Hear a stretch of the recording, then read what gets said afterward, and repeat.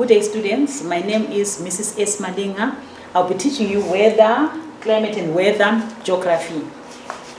Enjoy the lesson. We have a Stevenson screen here. Describe the shape of the Stevenson screen. Usually they will say, the question would read, describe the shape of the Stevenson screen, or describe and explain the features of a Stevenson screen. If the question says describe, we just tell how it is. It is painted white. It has got louvered sides. It has got, it is 1.25 meters above the ground. We describe what you see. When we are explaining, you say why it is like that. For example, it is painted white to reflect the heat, or it's got louvered side to allow free air circulation. We are now explaining why it is like that. We have got the features of a Stevenson screen. It has louvered sides, we are describing, to allow free air circulation. Painted white to reflect sun's rays. It is raised at a height of 125 centimeters or 1.25 meters to avoid heat radiating from the ground and to have thermometer bulbs at a standardized height. It is on grass so that because grass radiates, it reflects and radiates less heat than concrete. The roof is made of double layer because for insulation. Then we have here a rain gauge. This is our rain gauge. What do you see on that rain gauge? We have a funnel. You might be asked to draw a rain gauge. You can draw the same rain gauge that we are seeing here.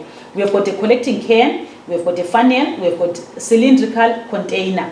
This is our rain gauge.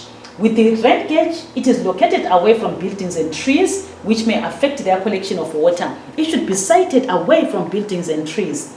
The top of the rain gauge, it needs to be 30 centimeters high to avoid surface water running into it, and the spray from rain splash entering it as raindrops hit the ground.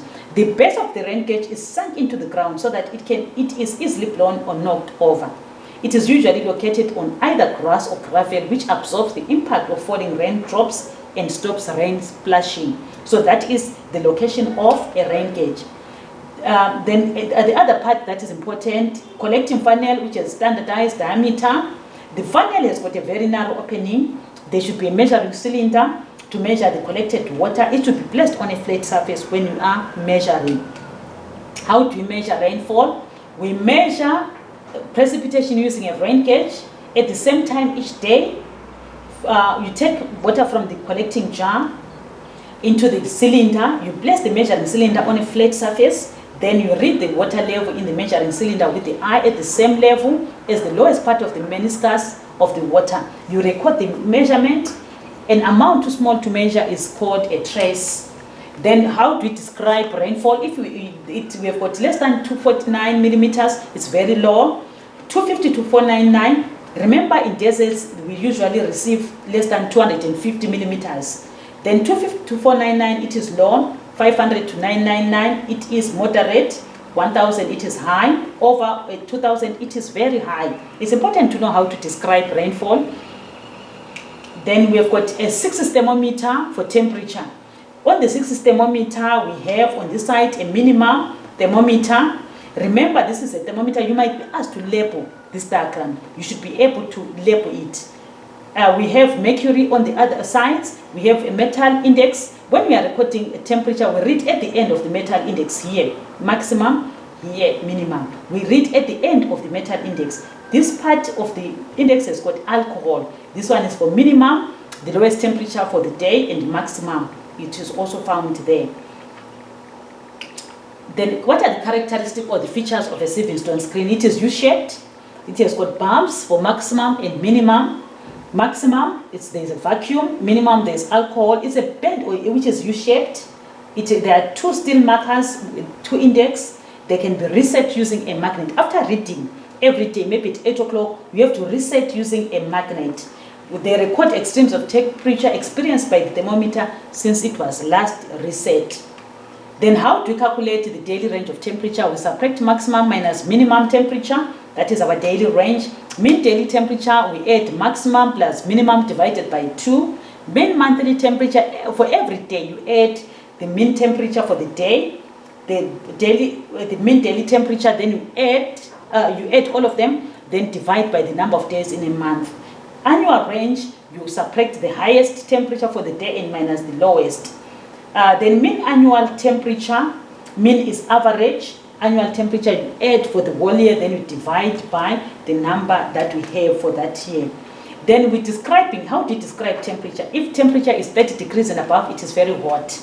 If it is around 20 to 29, it is hot. 10 to 19, it is warm. 0 to 9, it is cool. Negative 10 to negative 1, it is cold. Below negative 1, it is very cold. Then temperature range, remember we said how to calculate temperature range. We subtract the highest temperature minus the lowest. That is the range of temperature. We also have diurnal range of temperature, whereby you subtract for the day the maximum minus the minimum. Daily temperature range, if it is 0 to 3, it is very small. 4 to 8 is small. 9 to 19 moderate. 20 and above, it is large. Then we move on to the wet and dry bulb with humidity. Amount of water vapor in the air. Here we have the wet bulb thermometer. The wet bulb, it has got a mercury. They might ask you to label this. It has got a wick in the bottle. Then we also have water, which is there. Then we also have a dry one. There is mercury there. This is the wet and dry bulb thermometer. Wet and dry bulb thermometer. Here we have a humidity table. After you doing your recording on this one, you record wet bulb, you record dry bulb, dry and wet. Then you subtract dry bulb minus wet bulb, you find the difference between the two. After getting the difference, you move on to humidity table. Then you told here dry bulb. If the dry bulb is 12, the wet, the dry bulb temperature, the depression, it might be 5. Then you move from 12 and 5, it becomes 48%. That is how we read this humidity. A wet and dry bulb is used to measure relative humidity. Dry bulb measures the temperature of the air. Wet bulb measures the temperature of air as if there was 100% humidity, called absolute humidity. The bulb is kept wet by being covered by absorbent muslin wick, which stays wet by its end, being kept in a container of distilled water. When the two of them, the dry bulb and the wet bulb, they record the same readings, we say the air is saturated. The air cannot hold any more water. It can rain any minute when the air is saturated. How do you record the relative humidity? We record the temperature of both wet and dry bulb. You record the difference between the two that we said it is called depression. You look up the results between the two relative humidity. We can use a digital electronic device, or we can use temperature of condensation, or the temperature that is there. That is how we record relative humidity. If we use a digital, it's more accurate than the one that we use in our everyday lives in the weather station. So it is more accurate, and there are very slim chances of no chance of making mistakes, the same way we can make mistakes when we do the recordings in the weather station. Then we also have a wind vane. This is used to indicate the wind direction. It should be in an open space, unaffected by buildings and trees. So they are usually placed on 10-meter tall masts or on top of buildings. You can find it on top of a building, 10 meters up the building, or you can find it on the weather station. It should be far away from trees, far away from buildings. Attached to the shaft of a fixed pivot are 4 fixed pointers showing the 4 points of the compass, so that wind direction can be read visually. The wind direction can be transferred electronically to an instrument, which can give a more accurate result. This is what we call our wind vane. You can see the compass directions there, and this pivot, it will always point to the direction where the wind comes from. For example, in this case, the wind will be blowing from this side.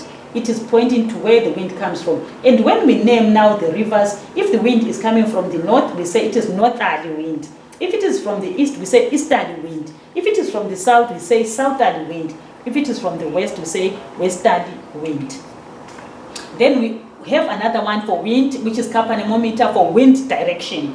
For wind direction. This is what we call a cap anemometer. As the wind blows, these caps, they will be rotating, going round and round. As they rotate, the recordings will be written here that the wind speed is this kilometers per hour. Cap anemometer, it is usually used in a weather station to measure wind speed. It is placed in an open area away from buildings and trees so that it can alter the wind speed. They are usually placed on a tall mast on top of the building, just like the wind vane. They usually contain 3 or 4 caps attached to the horizontal arms, which are mounted on a vertical shaft. The airflow rotates the cups. This can be calibrated on a speedometer. Reading can be in meters per second or kilometers per hour. Then we have got clouds identification chart. Clouds are in 3 layers. We have got low-level clouds, mid-level clouds, and high-level clouds. And we have got those with the high vertical extent, like cumulonimbus clouds. The low-level clouds are those which are close to our ground surface. These are the low-level clouds. We have got cumulus clouds. These are cumulus clouds. We should be able to identify them on a picture or in the exam, please. This is cumulus clouds. This is stratus clouds. This is stratocumulus clouds. These nimbostratus, at least they start from the low level. That is why we can classify them as low level, but they've got their own special place, which is called great vertical extent. Cumulonimbus clouds, which come with a lot of thunder and lightning and a heavy rainfall. And this one is nimbostratus. Then these ones are mid-level clouds. Then they are called altocumulus. They are just shaped like that. Then altostratus, they are also shaped like that. We have got the top ones now, high-level clouds.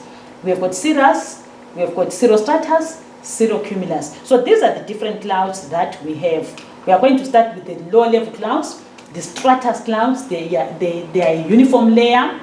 These stratus clouds, it's a uniform layer, stratus clouds. They are the low-level clouds. We have got stratocumulus, they are lumpy. Stratocumulus, they are lumpy. They are lumps, as you can see that there are some lumps that are there. They are lumpy clouds. Then we have got cumulus clouds. It is shaped like that. And nimbostratus, they are thick rain-bearing layer.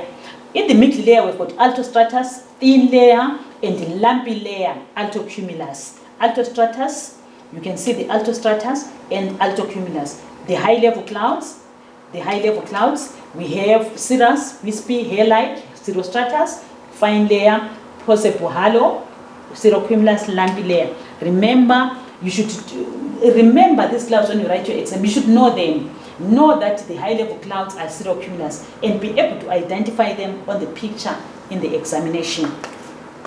Thank you very much. I hope you enjoyed your lesson. Please just continue reading and let's stay safe. Thank you.